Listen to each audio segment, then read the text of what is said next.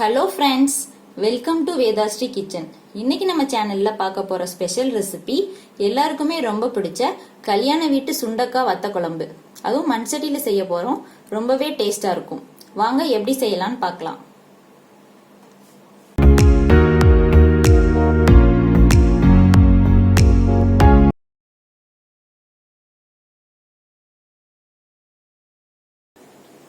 வத்த குழம்பு செய்யறதுக்கு நான் இன்னைக்கு மண் சட்டி எடுத்திருக்கேன்.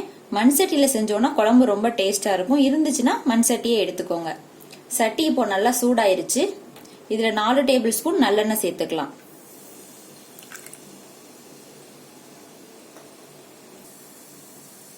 எண்ணெய் சூடானதும் இதுல 1/2 டேபிள் ஸ்பூன் வெந்தயம் சேர்த்துக்கலாம். வெந்தயம் பொரிஞ்சதும் இது கூட ஒரு கையளவு சுண்டக்காய் வத்தல் எடுத்திருக்கேன், அதையும் சேர்த்துக்கலாம்.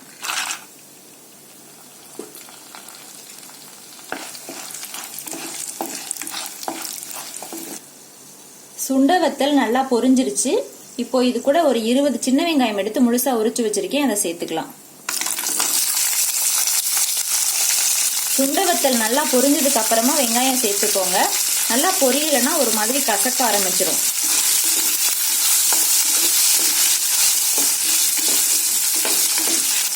அடுத்தது இது கூட ஒரு 2 கொத்து கருவேப்பிலை சேர்த்துக்கலாம்.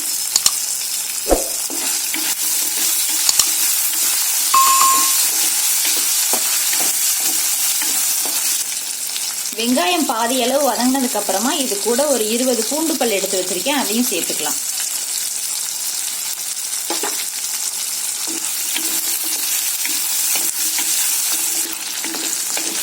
வெங்காயம் பூண்டுலாம் நல்லா வதங்கிடுச்சு. இப்போ இது கூட தக்காளி சேர்த்துக்கலாம். நான் 2 சின்ன தக்காளி எடுத்து கட் பண்ணி வச்சிருக்கேன், அதை சேர்த்துக்கிறேன். இப்போ இது கூட தக்காளி வதங்குறதுக்கு தேவையான அளவு உப்பு சேர்த்துக்கலாம்.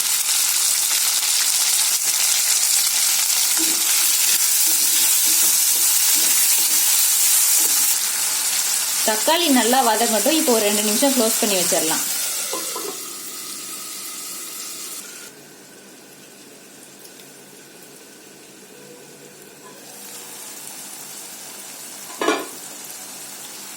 வெங்காயம் தக்காளி எல்லாம் நல்லா வதங்கிருச்சு.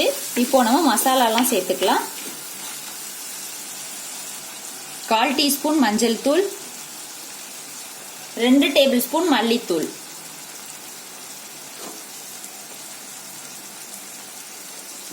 2 டேபிள் ஸ்பூன் மிளகாய் தூள்.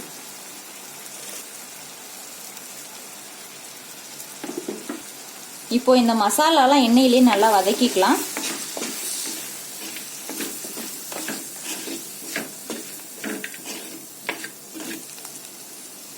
மசாலாலாம் எண்ணெயில நல்லா வதங்கிருச்சு.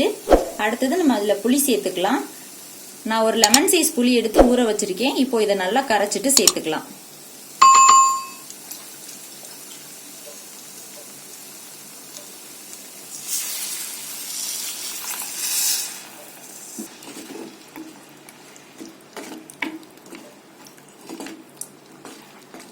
புளி சேர்த்துட்டு நம்ம குழம்புக்கு தேவையான அளவு இப்போ தண்ணி சேர்த்துக்கலாம். 1 கிளாஸ் அளவுக்கு தண்ணி சேர்த்துக்கிறேன்.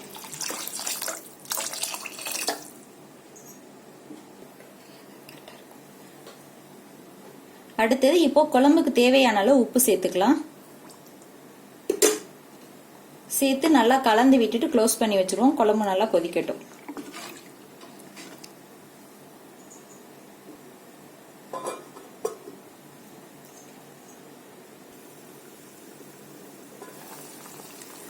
குழம்பு நல்லா கொதிக்க ஆரம்பிச்சிருச்சு.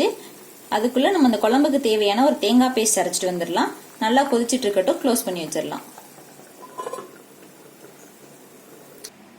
தேங்காய் பேஸ்ட் அரைக்கிறதுக்கு ஒரு மிக்ஸி ஜார் எடுத்துக்கோங்க. அதுல ஒரு 1/4 கப் தேங்காய் சேர்த்துக்கலாம். அடுத்தது இது கூட ஒரு 1/2 டீஸ்பூன் சோம்பு சேர்த்துக்கலாம். இப்போ இது கூட கொஞ்சமா தண்ணி சேர்த்துட்டு ஒரு பேஸ்ட் மாதிரி அரைச்சிட்டு வந்துக்கலாம். குழம்பு நல்லா கொதிச்சு கொஞ்சம் வத்திருச்சு. இப்போ நம்ம அரைச்சு வச்சிருக்க தேங்காய் பேஸ்ட்டை இதுல சேர்த்துடலாம்.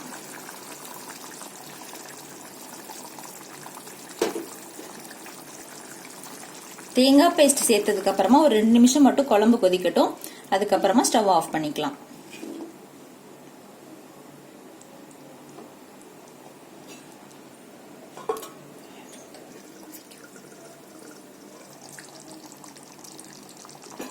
தேங்காய் பேஸ்ட் சேர்த்ததுக்கு அப்புறமா குழம்பு ஒரு 2 நிமிஷம் நல்லா கொதிச்சிருச்சு. அவ்வளவுதான், குழம்பு ரெடி ஆயிடுச்சு. இப்போ ஸ்டவ் ஆஃப் பண்ணிடலாம். ரொம்ப சூப்பரான கல்யாண வீட்டு சுண்டக்காய் வத்த குழம்பு ரெடி ஆயிருச்சு. நீங்களும் இதே மாதிரி செஞ்சு பார்த்துட்டு எப்படி இருக்குன்றத கமெண்ட்ல சொல்லுங்க. இந்த வீடியோ உங்களுக்கு பிடிச்சிருந்துச்சுன்னா என்னோட சேனலை மறக்காம சப்ஸ்கிரைப் பண்ணிக்கோங்க. தேங்க்யூ.